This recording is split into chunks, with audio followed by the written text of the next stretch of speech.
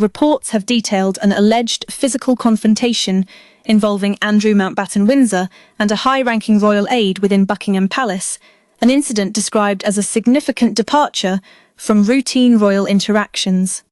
The alleged altercation involved Vice Admiral Sir Tony Johns-Burt, who served as the Master of the Household Elizabeth II and is considered one of the most senior operational figures in the royal structure, overseeing logistics, staffing, and events.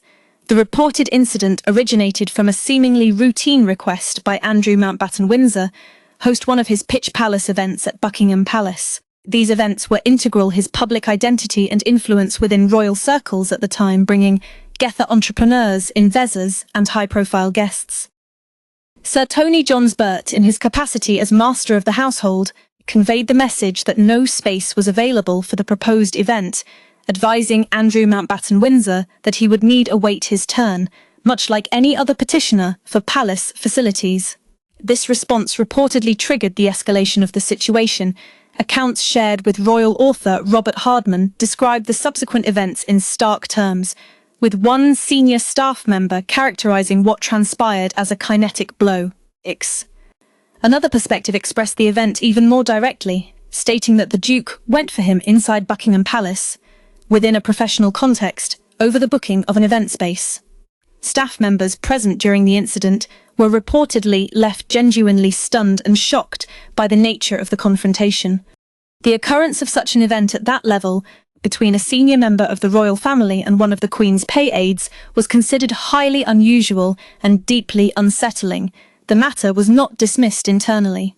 Sir Tony Johns-Burt reportedly escalated the incident through official channels, initially reporting it the Lord Chamberlain, Lord Peel, who holds the distinction of being the most senior official within the royal household.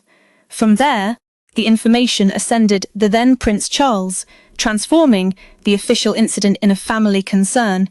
Following this escalation, Prince Charles reportedly engaged in a direct conversation with his brother regarding the alleged altercation.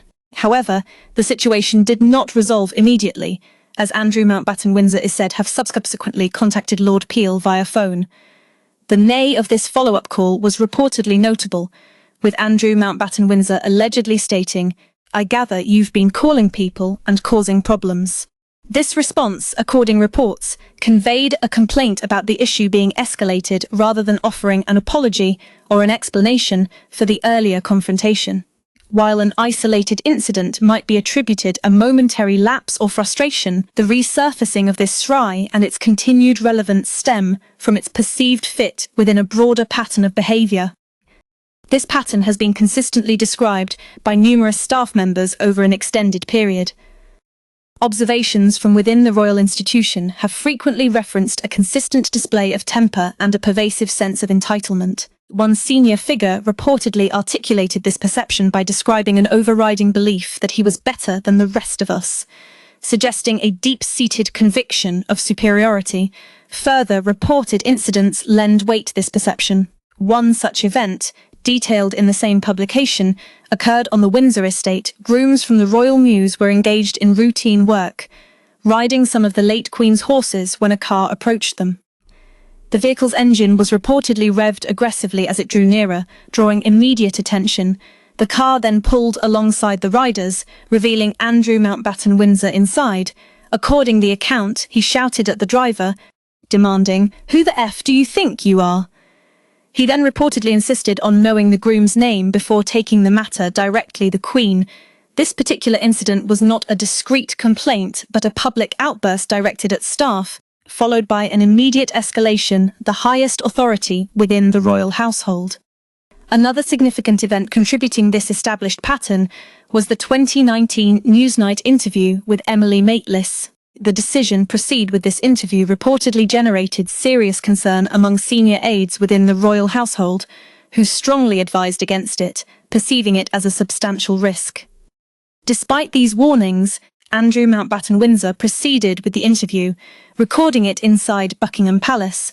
The widespread repercussions of that interview are well documented, leading a significant negative public reaction, and within weeks, the effective collapse of his public role as a working royal. Behind the scenes, staff expressed considerable frustration that their professional advice had been disregarded and warnings dismissed. There was a prevailing sense that decisions were being made without due consideration for potential consequences, reinforcing the growing impression that he operated independently of established royal structures. These accumulating events culminated in subsequent changes his official standing. In January 2022, Andrew Mountbatten Windsor was stripped of his military roles and the privilege of using his HRH title, marking a significant official demotion. 1 month later, in February 2022, he reached a settlement in a legal dispute with Virginia Giuffre, who had made accusations of assault against him.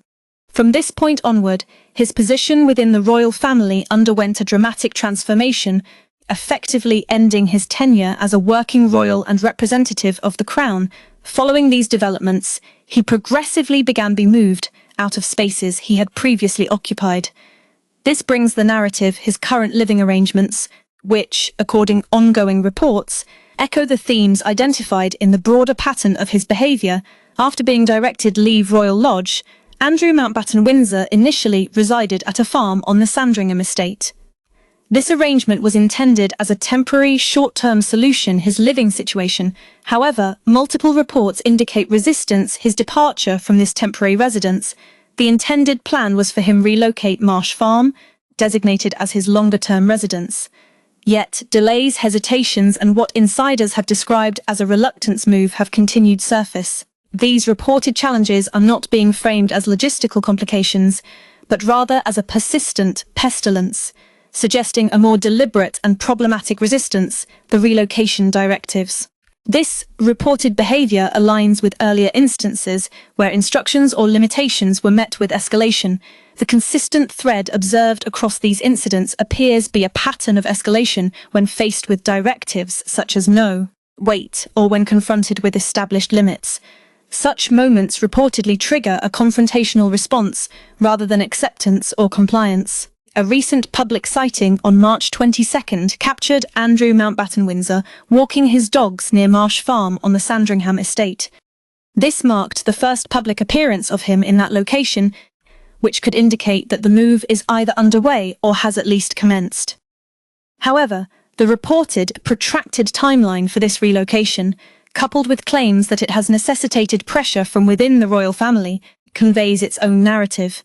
Reports suggest that he has been dragging his feet and reportedly refused to vacate the premises by the Easter weekend, contributing another reported rift within the royal family.